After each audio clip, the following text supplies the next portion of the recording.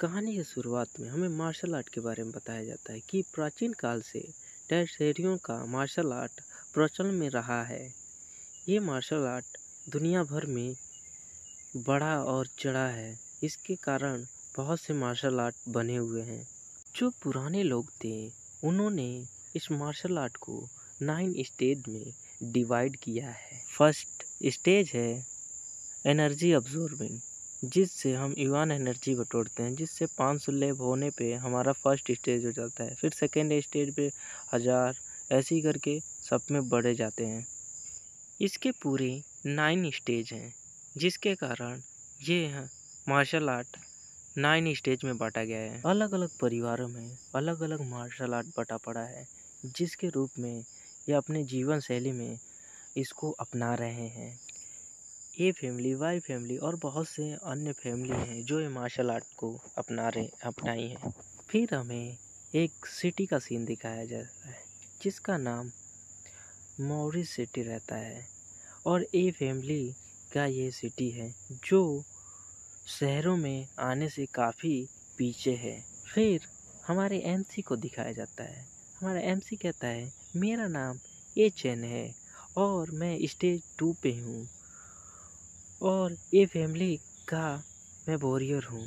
अपने दोनों हाथ में हमारा एमसी 500 किलो का वजन उठा के एक्सरसाइज कर रहा होता है। फिर हमारा एमसी कहता है मेरे पास कोई चॉइस नहीं है और मेरे पास कोई टैलेंट नहीं है, लेकिन इस दुनिया में सरवाइव करने के लिए मुझे ये सब करना पड़ता है।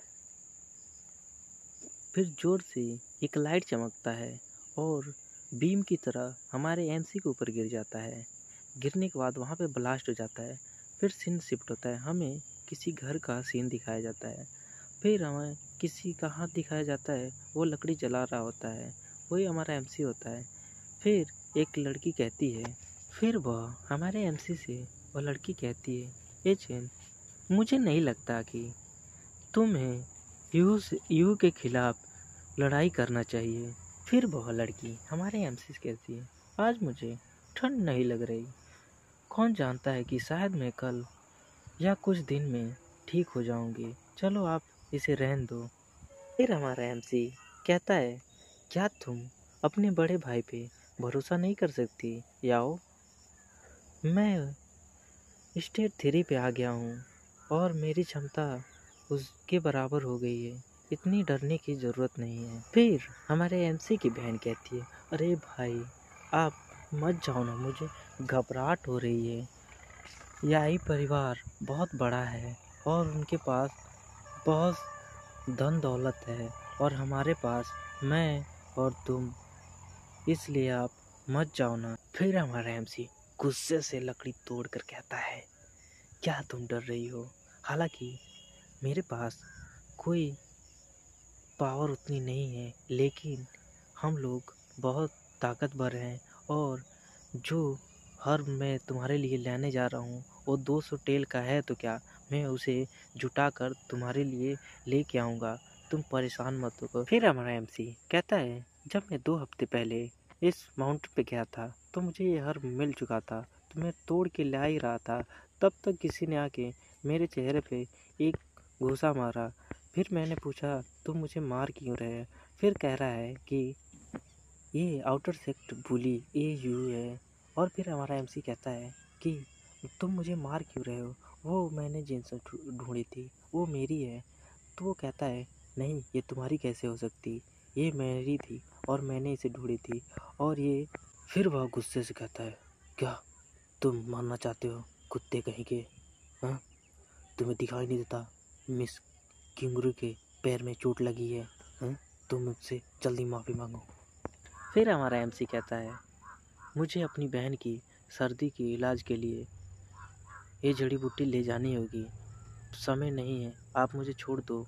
मिस किंगरू के पैर में जो चोट लगी है उनको ये बिल्कुल इस जड़ी बूटी की आवश्यकता नहीं है। फिर वह हमारे एमसी के ऊपर मुक्का चलाते हुए कहता है अबे साले, तू अपनी बहन की तुलना मिस किंगरू से कर रहा है?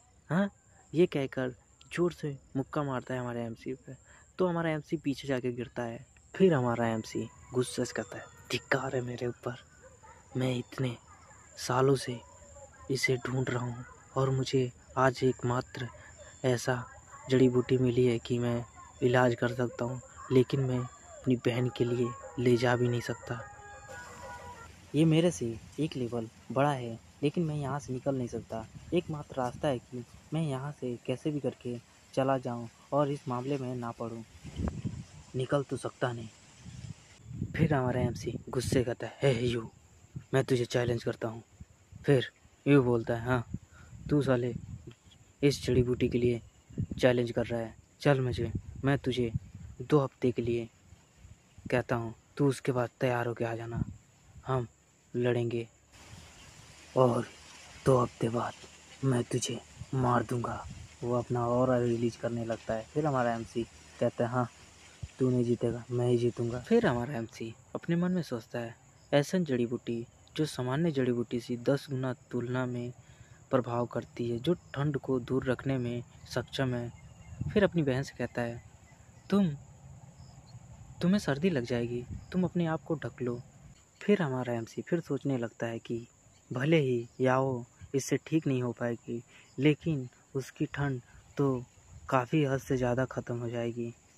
फिर हमारे एमसी की बहन कहती है, चैन, अगर मैं इस शरीर के साथ पैदा नहीं होती तो मैं जड़ी बूटी ढूंढने की ज़रूरत नहीं पड़ती। इसी के साथ वो रोने लगती है। फिर हमारा एमसी चुप कराता है, नहीं इसकी ज़रूरत नहीं है, मैं कर रहा हूँ कि तुम्हारी बहन है, मैं तेरे लिए ही कर रहा हूँ और तेरे लिए ही करूँगा, इतने डरने की ज़रूरत नहीं है, मैं वो फाइट भी जीतूँगा, तू चिंता ना कर और अपने सेहत का ध्यान रख।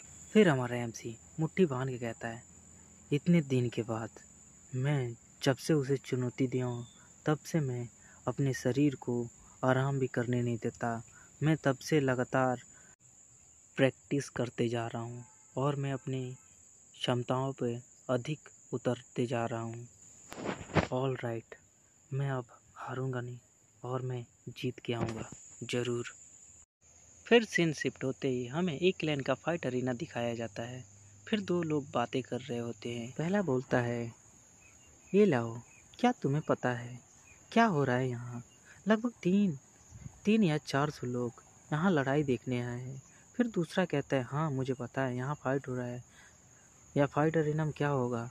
फिर कहता है कि ये 2 शिष्यों का आपसी झगड़ा है, जो एक स्टेट 2 का योद्धा है जो हमारे क्लैन से आता है, जिसका नाम चैन है, और दूसरा याफू है जो स्टेट 3 का है।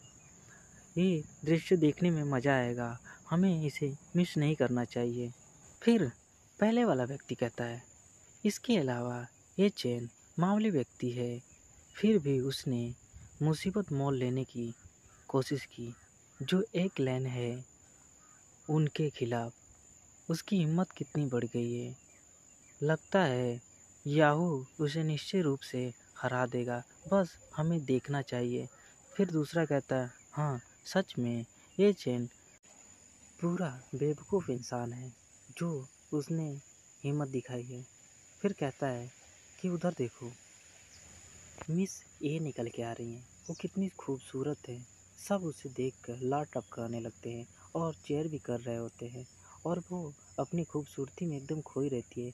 फिर उसकी सर्वेंट कहती है, मिस आप यहीं पे रुक जाइए, अब स्टार्ट होने वाला है फाइट। फिर मिस हंसते हुए कहती है, किस लिए? ऐसा नहीं है कि हमने वह घास टुकड़ा मुफ्त में ले लिया है, उसके पास पहले से ही कुछ टेल हैं, फिर भी वह इसके बारे में बहुत शोर मचाना चाहता है।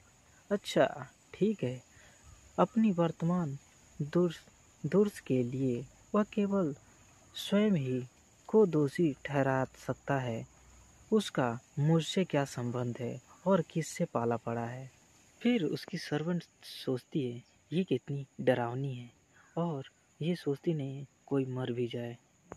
फिर हंसते हुए कहती है, हा एसेंस युआन दुनिया के केवल कुशल योद्धाओं को ही सामान्य मिलता है, और इन जैसे गवारों को क्या मिलेगा, और ये छोटे मोटे परिवार से आते हैं। ये कहकर हमारे एमसी को देख के हंस रही होती है। फिर कोई कहता है, देखो मंच पर याहू आ रहा है। फिर उसके नारे लगाने लगते हैं, और लड़कियां तो पागल हो जाती है, कहती हैं आओ मेरे शादी कर लो, एक रात के लिए ही आ जाओ। अबे साले ये मेरे को क्यों ऐसे देख रहा है, ये कहकर मिस युआन मुस्कुराने लगती हैं। फिर हमारा एमसी को आते दिखाया जाता है। पब्लिक चिल्ला चिल्ला के हमारे एमसी करते हो, तुम यहाँ से हट जाओ, तुम घटिया हो, कचरे हो, तुम हारने वाले हो।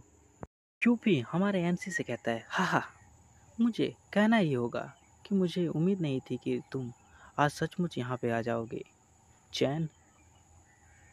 फिर हमारे एमसी से कहता है मैं तुम्हारे हाथ पैर तोड़ दूंगा ताकि तुम ठीक से चल फिर भी ना पाओ और मुझे सताने में तुमको बहुत मज़ा आएगा। ये कहकर हमारे एमसी के ऊपर हंस रहा होता है। फिर याफू कहता है हमारे एमसी से है मुझे तुम्हें लास्ट चेतावनी देता हूँ कि तुम अब हारने वाले हो और मैं स्टेज 3 पे हूँ और केवल तुम स्टेज 2 पे हो, इसलिए तुम हार सकते हो। तुम माफ़ी मांग के यहाँ से चले जाओ तो तुम जिंदा बच सकते हो। फिर हमारा एमसी कहता है चल साले चूतिए, बकवास बंद कर, अब चल फाइट करते हैं हम लोग, इस चूतिएपंती मत पड़।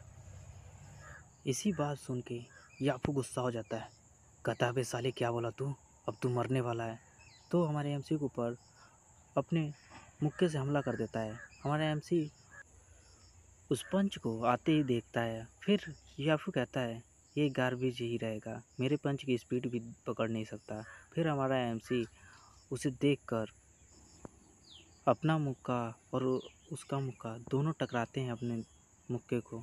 तो हमारा एमसी फुल पावर अपनी यूज़ करने लगता है। तो याफू पीछे गिरने लगता है और कहता है व्हाट द फक, ये हो नहीं सकता, ये तो गार्बेज था, कचरा था और मुझे पीछे कैसे ढकल सकता है। फिर हमारा एमसी अपने उसी स्टैंड में खड़ा रहता है। फिर सारे लोग चिल्लाने लगते। एक्चुअली एचएन ने याफू को पंच को ब्लॉक कर लिया और उसे पीछे भी ढकेलने में मजबूर कर दिया।